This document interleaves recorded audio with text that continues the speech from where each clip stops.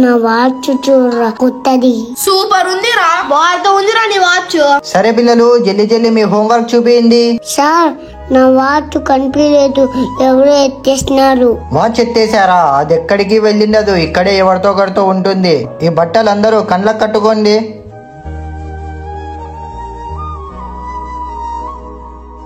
తీసుకో భీమ్ నీ watch. Sir ఇది ఎవరు తీసుకున్నారో చెప్పండి సార్. నీకు నీ వాచ్ చిక్కింది కదా, ఇంకా సైలెంట్ కూర్చో. 10 సంవత్సరాల తర్వాత. సార్ ఎవరు నాన్న? సార్ నేను ఒక రోజు స్కూల్లో వాచ్ ఎత్తేసా కదా, ఆ పిల్లోని మోహిన్ని. ఓ అది ఎత్తేసింది నువ్వా? సార్ మీరే కదా సార్ నా జైలు నుంచి తీశారు. అప్పుడందరూ కళ్ళకి కట్టుకున్నారు కదా, నేను కూడా కట్టుకున్నా. ఎందుకంటే అది ఎత్తేసింది ఎవరో తెలిస్తే నేను వాడిని ఎప్పుడో ఒకసారి దొంగగా చూస్తా కదా. స్టూడెంట్ అలా అవ్వడం నాకు ఇష్టం లేదు. దయచేసి అలాంటి పనులు ఎప్పటికీ చేయకండి. నేను చెప్పింది కరెక్ట్ అయితే లైక్ చేసి గుడ్ అని కామెంట్ చేయండి. ఏ ఉండు, పక్కా పోనా? రోజు నాతో కొట్టించుకునే పోయేది, ఈ రోజు ఏం కొత్తగా? ఏంద్రా నన్ను సతాయిస్తాను? ఏంటికి రా సతాయిస్తాను? లే భీమ్, ఎందుకు అన్నం సతాయిస్తానో? ఇంకోసారి సతాయించావంటే మొగం పగలగొడతా చెప్తానా? తమ్ముడు ఏంటికి సతాయిస్తాను? భీమ్ కొట్టాడా? ఇప్పుడు బాగైందా నీకు? నాన్న కొట్టాడు. ఇప్పుడు నేను చెప్తా.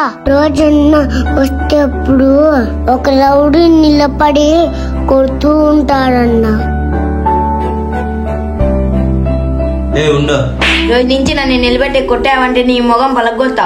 ఏ విను, ఇక్కడ మన్నా నువ్వు ఈ రోజు నుంచి మన్నా కొట్టావా నీ చేతిలోంచి నీ చేతిలో పెడతా.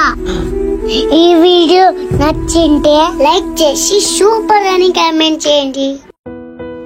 సార్ ఎందుకు సార్ ఈరోజు ప్లేట్ తీసుకుని వచ్చారు? పిల్లలు ఈ రోజు అయోధ్య రాముడి గుడి తెరుస్తున్నారు కదా, ఇంట్లో పూజ చేసి తీసుకొని వచ్చా. సార్ మనం అయోధ్య గుడికి వెళ్దాం పదండి సార్. సరే పిల్లలు వెళ్దాంలేండి.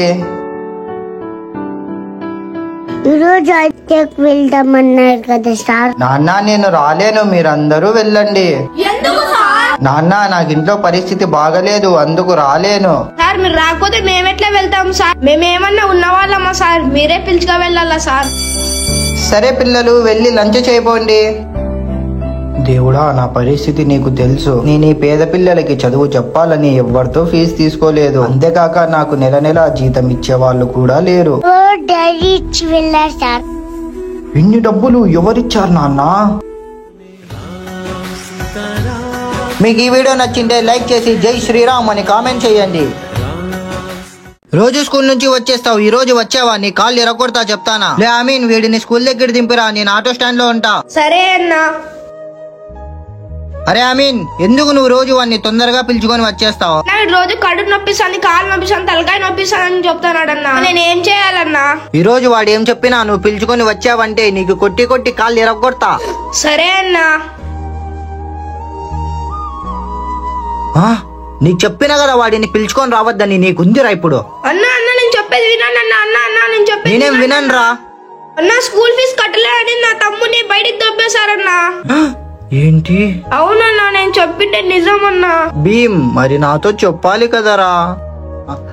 నాన్న మేము తినడానికి కష్టం ఉంది కదా నాన్న, అందుకే నాన్న నేను చెప్పలేదు. లేదులే నాయనా, నీకు ఎలా అయినా ఫీజు కట్టేస్తా. ఈ వీడియో నచ్చింటే లైక్ చేసి సూపర్ అని కామెంట్ చేయండి. Good morning sir.